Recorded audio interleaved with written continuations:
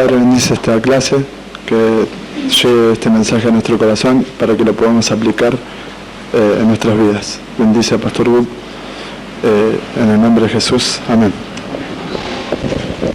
¿Se pueden sentar?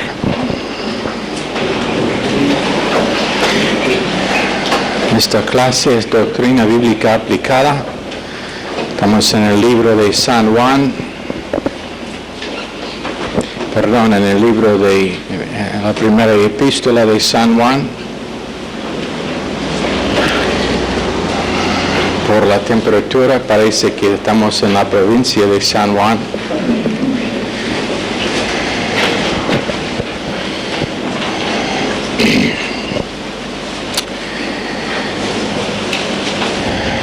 Estamos en capítulo 2. Estamos hablando de capítulo 3. En esto sabemos que nosotros le conocemos y si guardamos sus mandamientos. Está la ventana abierta, por favor, asegure antes de empezar de la clase que está cerrada.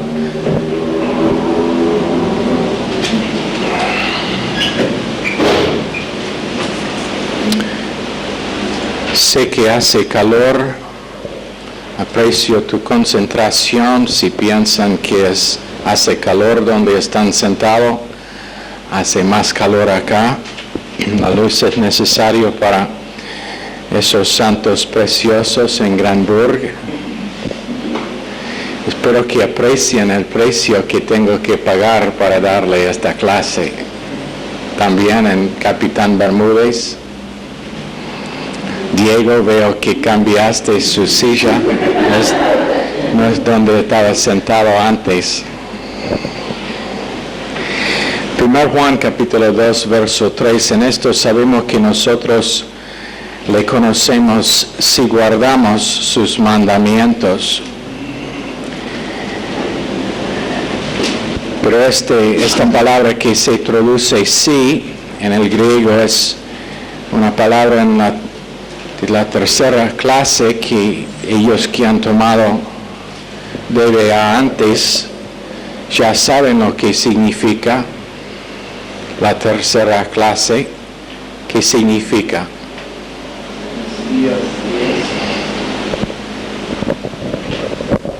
Sí, así es. No podría estar más equivocado.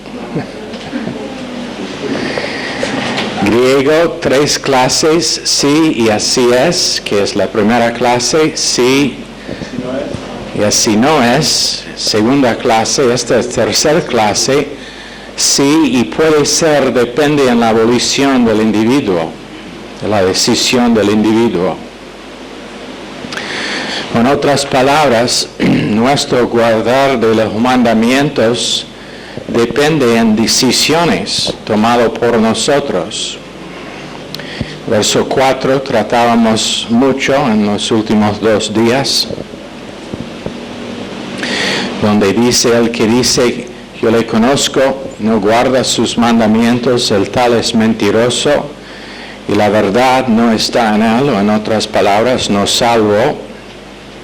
Entendemos lo que significan los mandamientos, también entendemos que en Apocalipsis capítulo 21, verso 8, dice, los cobardes y incrédulos, los abominables y homicidas, los fornicarios y hechiceros, los idólatras y todos los mentirosos tendrán su parte en el lago que arde con fuego y azufre, que es la muerte segunda. Entonces, poniendo verso 8 de Apocalipsis 21 con capítulo 2, verso 4 de primera de Juan, ¿qué significa? La persona que no guarda los mandamientos, pero dice que conoce, en esta clase no comemos ni tomamos. Sé que no sabía de antes, pero ahora estoy dando definición. Significa que la persona que no guarda los mandamientos es uno que es perdido en camino al infierno, aunque salvación es por gracia, aunque salvación es por medio de fe. Esa fe puesta en esa gracia produce uno que guarda los mandamientos. En otras palabras, su vida refleja una vida bíblica, una vida que es según los mandamientos. Pero ellos que sigan practicando sus mentiras tendrán su lugar en el lago de fuego que arde con azufre para siempre. En Efesios 4:21, esta persona no experimenta la verdad. Y esa palabra griega es aletheia, A-L-E-T-H-E-I-A,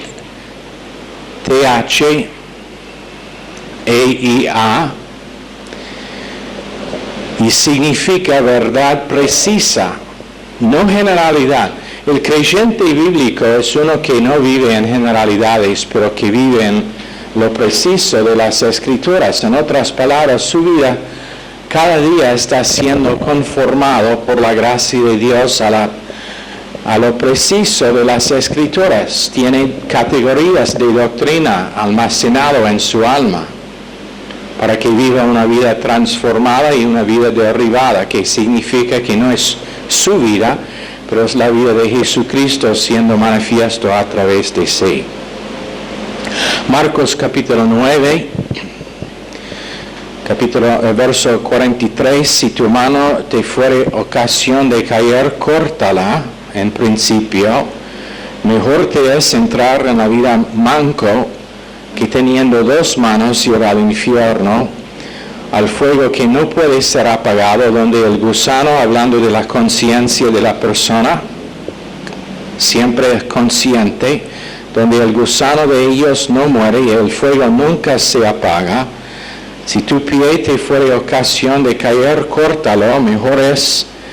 Mejor te es entrar a la vida cojo que teniendo dos pies ser echado en el infierno, al fuego que no puede ser apagado, donde el gusano de ellos no muere y el fuego nunca se apaga. Si tu ojo te fuere ocasión de caer, sácalo.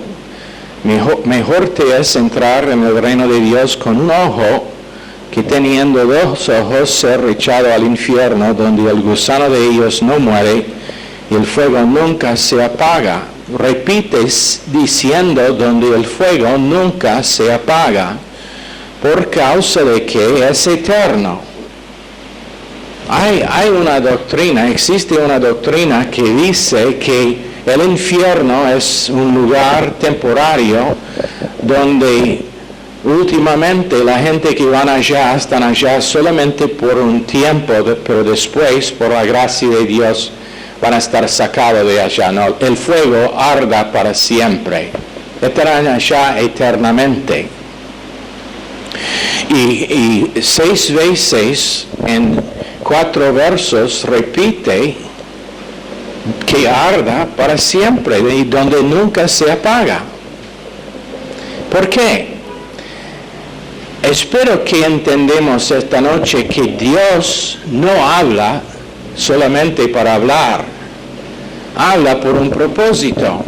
Y su propósito es que conozcamos que hay un lugar que se llama el infierno, que es eterno, donde van hombres y mujeres por el rechazo de Jesucristo como la solución para sus vidas, y que es un lugar eterno de donde no hay salida.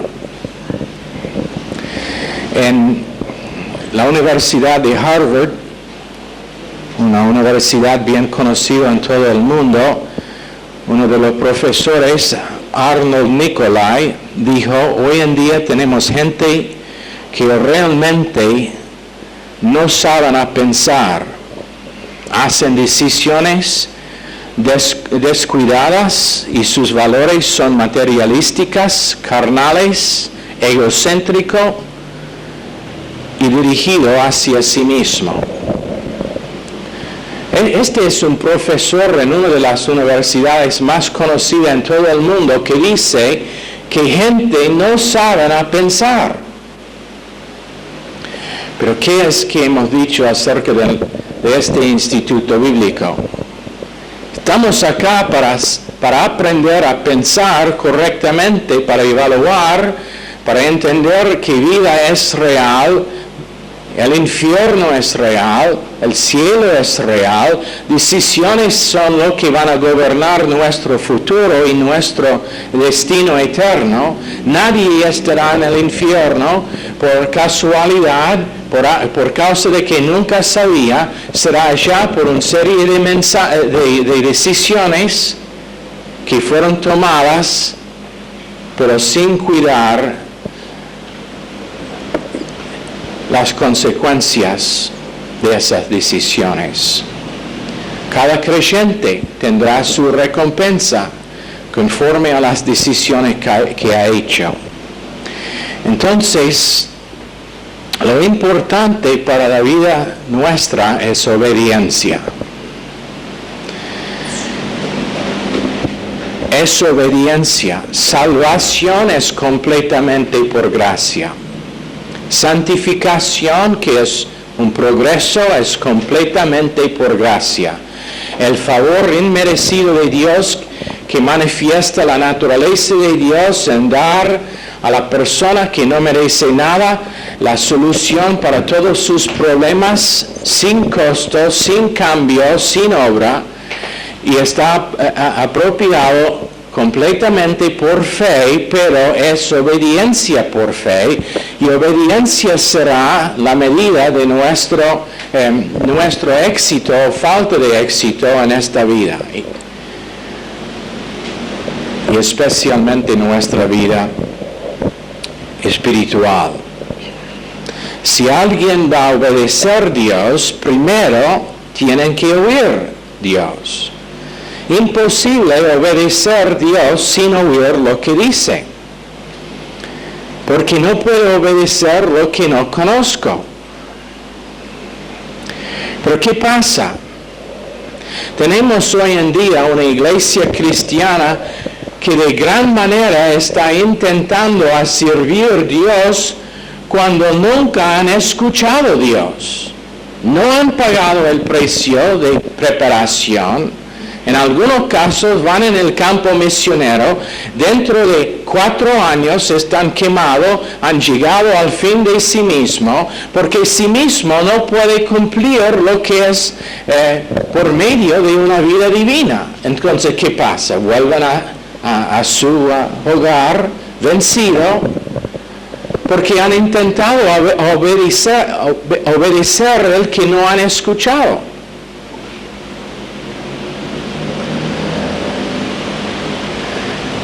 Antes de obedecer, tenemos que oír. De vez en cuando ha pasado a nosotros, gente nos llaman, quieren venir para ayudar con la obra acá. Cuando investigo, no han pagado sus deudas a la universidad, al Instituto Bíblico en Baltimore. La verdad es que son muy inconstante en su servicio, no están involucrados en alcance. Cada creyente, según la Biblia mía, y espero que la Biblia tuya también, tiene algo que se llama la Gran Comisión. Pero que entendamos esta noche que la Gran Comisión no fue dada solamente a los apóstoles, pero es para todo creyente. No únicamente los líderes, pero todo creyente.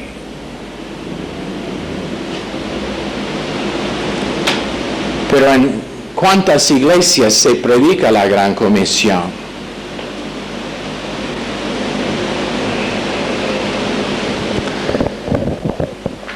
Nosotros hemos visto muy pocas iglesias evangelizando todas las semanas. Puede ser que están haciéndolo en otras partes de la ciudad, pero en el parque más grande de la ciudad no hemos visto más que una vez, de lo que me acuerdo. ¿Por qué? Porque no han oído, entonces no pueden obedecer. Pero cuando uno es salvo, tiene el Espíritu Santo dentro que responde a lo que oye de Dios y obedece. Simple, ¿no?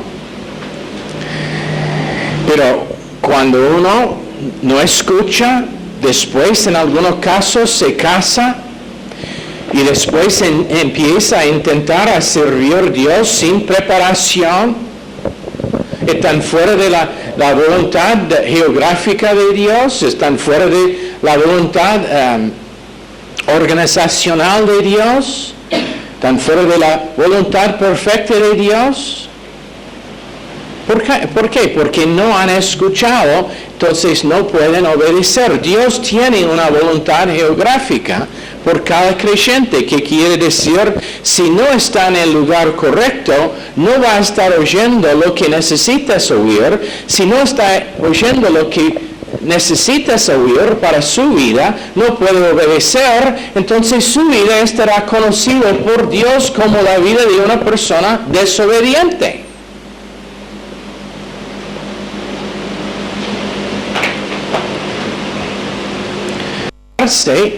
En todos los cultos, por oír Dios. Es asunto de oír Dios. No es asunto bueno, especialmente en esta iglesia el diezmo y la ofrenda no importan. No es que vamos a tener una gran reputación por tener 200 personas en la iglesia. Es por causa de que podemos tener 1000 personas, pero si esas 1000 personas no están escuchando lo que necesitan para obedecer individualmente y personalmente, no vale para nada. ¿Entienden? Obediencia es el asunto. Dios nos dio gracia para que podamos obedecer. Sin la gracia de Dios es imposible obedecer. Tenemos en hebreo la palabra Shama. ¿Quién se acuerda de lo que significa Shama? Va a intentar otra vez. Escuchar intensivamente. Escuchar intensivamente. Pero vamos a expandir un poquito la definición. Significa tener su oído entrenado para oír. No entrenado para dejar que su mente es desviado y está en otro lado,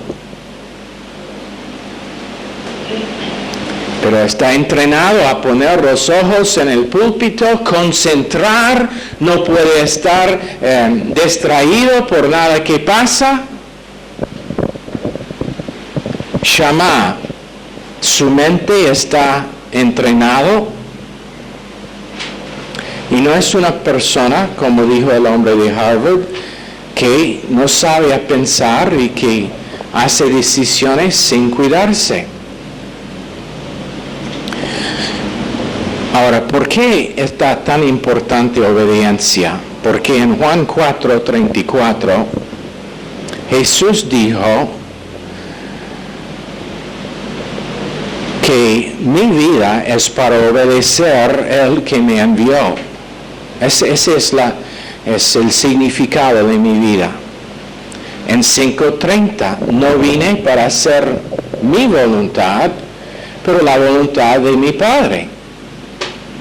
Esto es Dios encarnado hablando, que dice que no vino para cumplir su voluntad, pero la voluntad de Él que le envió. En Juan 6:38, el mismo principio, otra vez. Y según lo que dicen 5 teólogos tremendos, Jesucristo, cuando era infante, citó Salmos 40 y dijo: yo he venido para cumplir tu voluntad, oh Dios. Siendo en la cuna, infante, según lo que dicen, dijo, No estoy acá para cumplir la voluntad mía, pero la voluntad de Dios. En Salmo 31:5 dice también cuando estaba en la cruz, en tu mano entrego mi espíritu, oh Dios de doctrina. La última palabra que salió de la boca de Jesucristo por estar citando Salmos 31:5 era doctrina. Lucas no lo escuchaba. Todos los apóstoles que escribieron los evangelios escucharon cosas distintas, pero no escucharon todo. Pero Jesucristo, quien conoció todas las escrituras, cuando él citaba Salmos 31:5, él citaba todo el verso: en tu mano, oh Dios, entrego mi espíritu, oh Dios de doctrina. En el hebreo.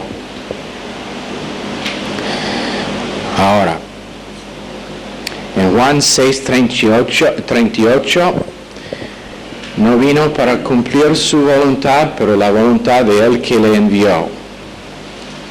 En el huerto de Getsemaní, Mateo 26:38 y 39, no mi voluntad, pero la voluntad tuya. Entonces yo estoy en Instituto Bíblico por el propósito de recibir correctamente, después retener lo que es que he recibido. Con otras palabras, no entra en una oreja y sale por la otra, pero lo retengo, va siendo almacenado en el corazón para que yo pueda ministrar amor y gracia a los demás. Y cuando una persona cumpla la voluntad de Dios de su corazón en Efesios 6:6, está obedeciendo esa forma de doctrina que ha recibido y es libre de ser siervo de pecado. Romanos 6:17-18 dice que es siervo de justicia. Y eso nos hace perfecto, y esa palabra significa maduro, para cumplir su voluntad, en Hebreos 13:21.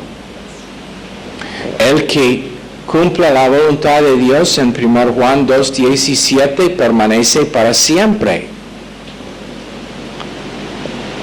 En Mateo 7:21, no todos ellos que dicen Señor, Señor, pero ellos que cumplan la voluntad de mi Padre serán ellos que van al cielo.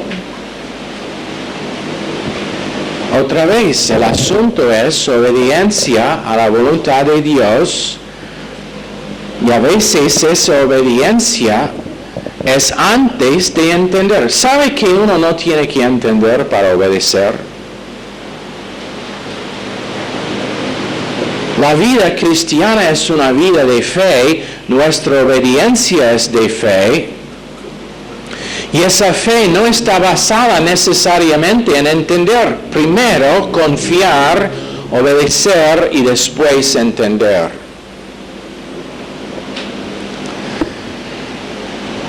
No podemos enfatizar demasiado, ni Dios nos puede enfatizar a nosotros demasiado la importancia de obedecer la voluntad de Dios y cumplir su voluntad y no la mía.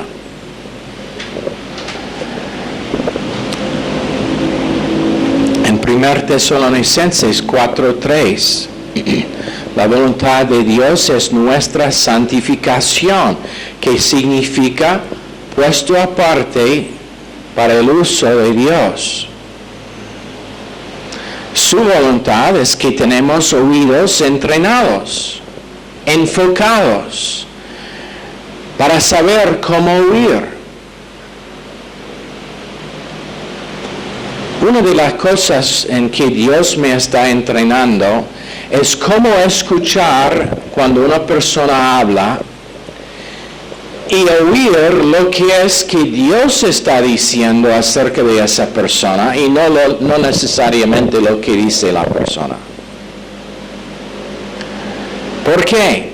Porque la persona necesita la solución de Dios para su problema y no una solución que es reacción a las circunstancias. La persona simplemente puede contar los síntomas, pero no sabe la razón, no sabe lo que está causando su problema. Dios sabe. Y es necesario tener que nuestros oídos están entrenados para oír correctamente, para escuchar la palabra de Dios con más mansedumbre. Eso es Santiago 1:21.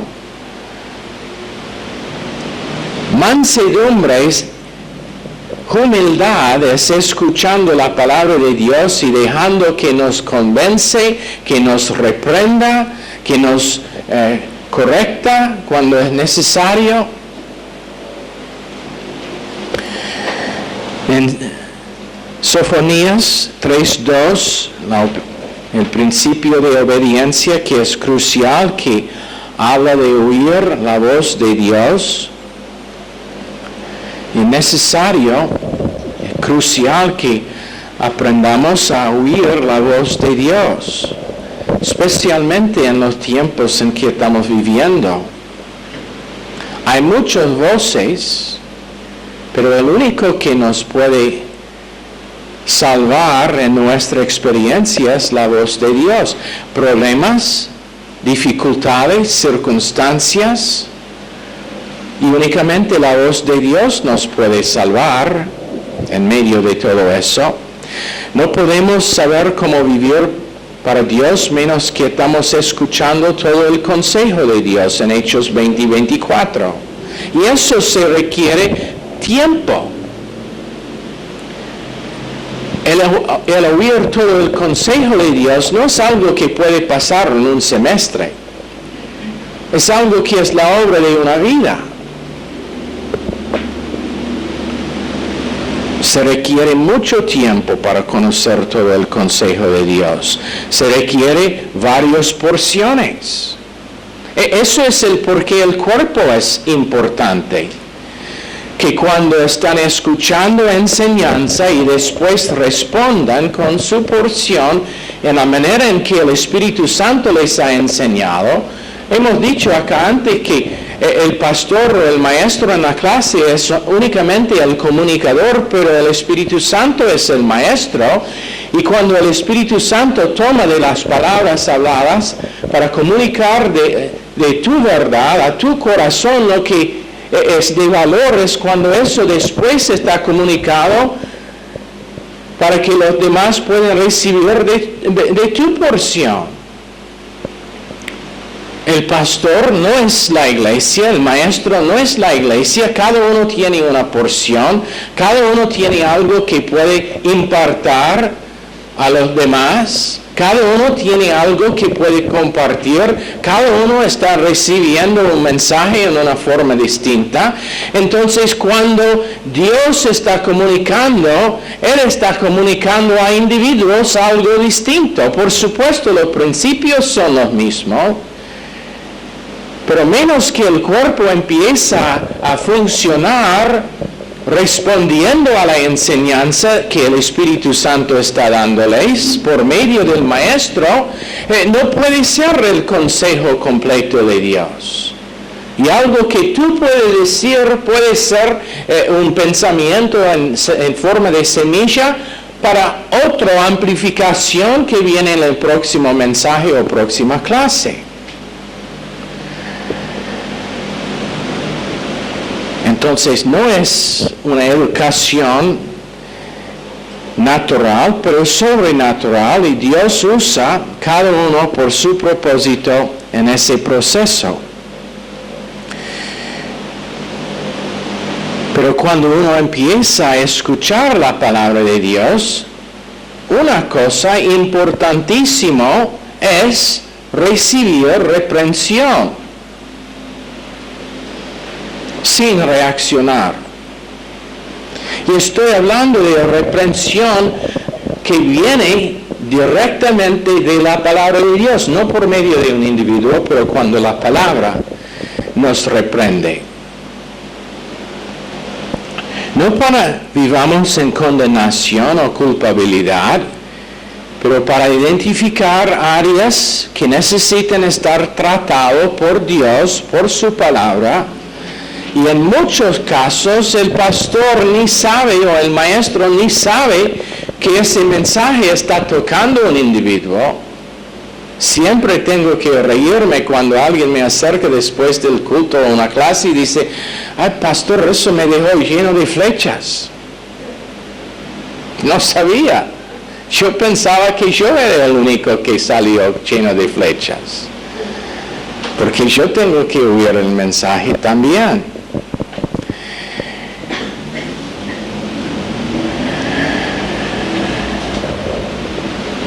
El pastor es uno de los, y es el primero, que tiene que estar reprendido y corregido por la palabra de Dios. Si su ministerio será fructífera, él tiene que estar reprendido y otra vez, no necesariamente en áreas grandes, pero respondiendo a la voz de Dios con obediencia en el momento que Dios habla. En 2 Timoteo, abran sus Biblias allá, por favor, para que podamos leer juntos.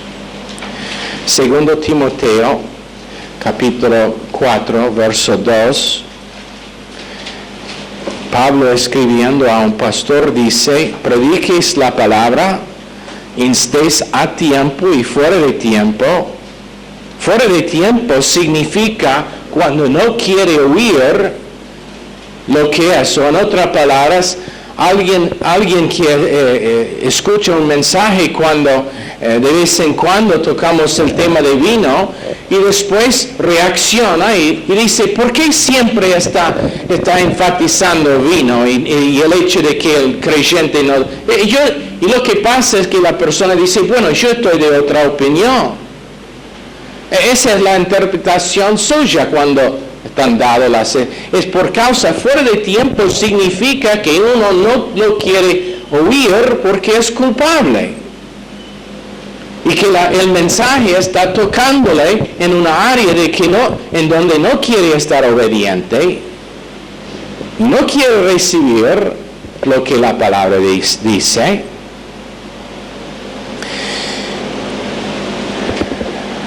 Instés a tiempo, fuera de tiempo, redarguye, reprende, exhorta con toda paciencia y doctrina. Predique, si ellos quieren oír o no. Muchos de ellos que están en este instituto están acá por propósito de estar preparados para un ministerio futuro. Algunos como pastores, misioneros, maestros. Una cosa que debe aprender, y eso es predicar la palabra, y no importa si sea a tiempo o fuera de tiempo, predique la palabra. Cuando gente quiere oír, cuando no quieren oír, cuando reaccionan o cuando aplauden. En Sofonías 3:2, el oído entrenado va a oír correctamente. Segundo, recibirá reprensión. La tercera cosa es que confiará a Dios. No vivir en condenación. No hay condenación, Romanos 8:1, para el creyente. No hay condenación, pero hay convicción.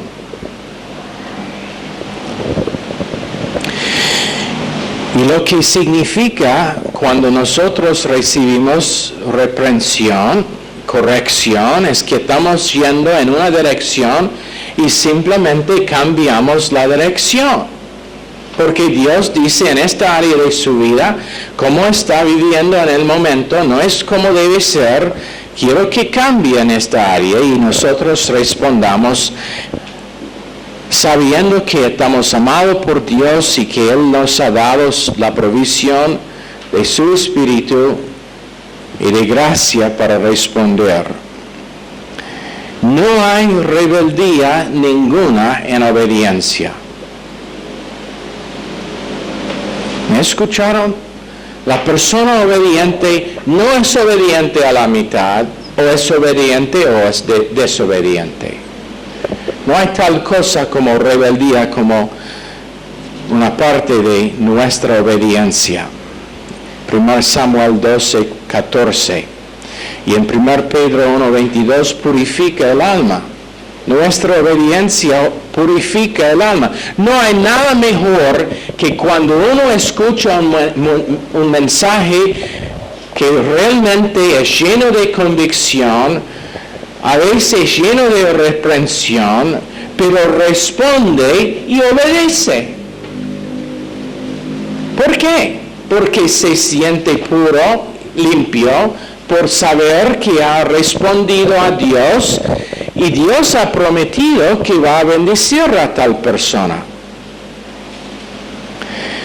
1 Pedro 4:19 habla de sufrimiento, que es una parte de la voluntad de Dios. Y en algunos casos, creyentes tienen esta idea de que la vida cristiana será sin problemas, cuando en muchos casos sufrimiento por un tiempo es la voluntad perfecta de Dios para quebrantar un corazón duro, para dar capacidad de ministrar a otros, para preparar por algo futuro que será aún peor. Pero sufrimiento es una parte de la voluntad de Dios. 1 Pedro 3:17 dice que hay veces cuando sufrimos por la voluntad de Dios. Uno que tiene una enfermedad, por ejemplo, de que no es sano, de que Dios no le sana, está sufriendo por la voluntad de Dios, no por su pecado. Eso es el porqué, la doctrina que enseña que cuando alguien no es sano es por falta de fe, o es por pecado, o es por error, o es por otra cosa, cuando en muchos casos sufrimiento es la voluntad perfecta de Dios. Y tú no vas a saber si esa persona está ganando un montón de recompensa por sufrir en la voluntad de Dios, pero con actitud positiva, confesando fe, confiando en Dios hasta el último momento. Hemos visto unos amigos nuestros sobre los últimos 2 o 3 años que fallecieron de cáncer. Sufrieron mucho en las últimas semanas, pero su confesión era siempre positiva, siempre que Dios estaba encargado con sus vidas, en control de todo lo que pasó. En un caso, el día que falleció, un pastor muy amigo mío llamó al médico en su salón en el hospital, le dijo: gracias por hacer todo lo que pudo, pero fin de la batalla. El médico dijo que nunca había visto antes un paciente de cáncer que tenía tal actitud. Se quebrantó el médico. Bueno, ¿por qué? Porque en su caso, cáncer era la voluntad de Dios para su vida. Y después, el cielo, el lugar perfecto. Pero sufrimiento es una prueba de obediencia por fe. ¿Qué va a hacer? ¿Quejar acerca del plan de Dios o reconocer que Dios permitió el sufrimiento y que todavía está en su trono, todavía es nuestra provisión? Sanidad no es mi provisión. Dios es mi provisión, sea sanidad o sea enfermedad. plata no es mi provisión, Dios es mi provisión. Sea pobreza, sea riqueza. Y cada individuo tiene responsabilidad de obedecer a Dios según el plan de Dios para su vida. En algunos casos será tiempo de sufrimiento y después dejado libre de ese sufrimiento. En otros casos puede ser una vida entera. También es prueba de una relación íntima con la cruz. Porque toda obediencia empieza con una cruz cotidiana. ¿Sabe lo que significa? Que antes de poner pie en el piso me cuento muerto por causa de mi crucifixión, Gálatas 2:20, Colosenses 3:3. La cruz no es sufrimiento, la cruz significa que ya estoy muerto a cualquier que pase en el plan de Dios hoy en día. Estoy muerto a la opinión de otras personas, estoy muerto a las circunstancias que te han dejado pasar, estoy muerto a mi deseo para esposo o esposa, estoy muerto a mi deseo para familia, estoy muerto a mi deseo para una carrera, estoy muerto a cualquier que tiene que ver con los detalles de este día, de este día, y muerte es un detalle. Antes de que empiece el día, mi esperanza es Dios, mi esperanza no es lo que hará Dios, mi confianza es en Dios y no en lo que hará Dios. Y la cruz significa que ahora no estoy viviendo con la potencial limitado que tengo yo en la carne, pero estoy viviendo con la potencial de una vida resucitada, porque estoy viviendo ahora en este lado de la cruz, en el lado de la resurrección. Mi cruz es que no importa lo que dicen gente, no importa lo que hacen gente, yo voy a derribar mi vida de la persona que dijo: Señor, perdónales porque no saben lo que está haciendo. Mi confesión será positiva porque conozco un Dios que organizó un plan para mi vida antes del fundamento del mundo, y su plan siempre es perfecto. Y la cruz es que acepto que los detalles que causan que otros se quejan, para mí no van a causar quejas, porque conozco que están usados para el beneficio mío. Y la cruz realmente soluciona el problema mío. ¿Qué es la solución tuya esta noche? ¿O el problema tuyo esta noche? ¿Sabe lo que es tu problema esta noche? El mismo que tengo yo, la carne.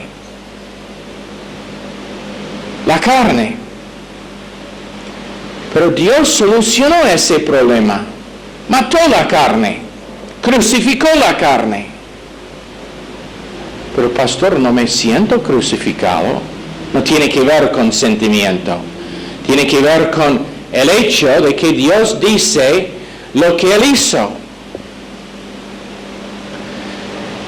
Y es por medio de fe. Codicia está crucificada. Ansiedad está crucificada, temor está crucificado, falta de satisfacción es crucificado, cualquier que sea el problema individual, porque sale de su carne, de la carne mía. Cristo lo crucificó en su cruz. Y ahora tenemos más que vida biológica. No somos animales. Pero ¿sabe qué? Esa idea ha invadido la mente de muchos creyentes, que somos nada más que animales. Tenemos únicamente vida biológica. Cuando estamos criados para tener una vida espiritual, una vida psicológica, Y cuando nosotros morimos es únicamente la cáscara del cuerpo que va al sepulcro, pero el yo real va a vivir para siempre. No somos animales con únicamente vida biológica, pero somos seres eternos que tenemos la potencial de tener una vida divina derivado de lo que Cristo hizo y pasa por obediencia a la palabra de Dios, por fe, por gracia, siendo edificado de poco a poco, siendo edificado en quienes somos, en la potencial que tenemos, para que nada nos puede tocar, cuando la Biblia dice en Romanos 8:37 que somos más que vencedores.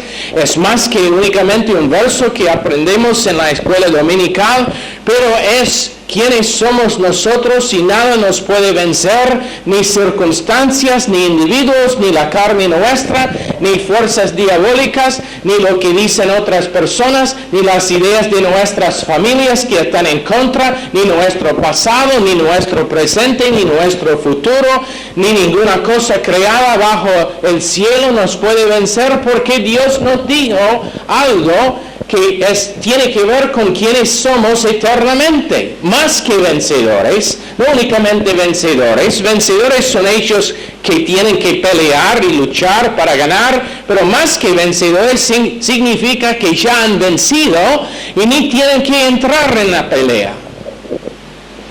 Más que vencedores significa que ahora están disfrutando el resultado de su victoria, el resultado de lo que han ganado, y están viviendo arriba de lo que es su circunstancia momentaria.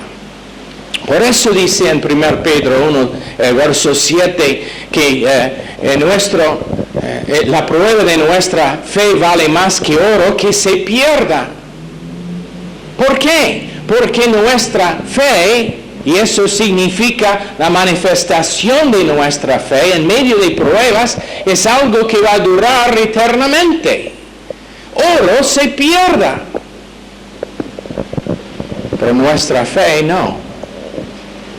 Estaremos recompensados eternamente por las decisiones y la obediencia que es por fe que vivamos todos los días. Ok, ahí vamos a terminar por esta noche. Señor, bendice esta clase a cada individuo. Pedimos en el nombre precioso de Jesús. Amén. Están despedidos.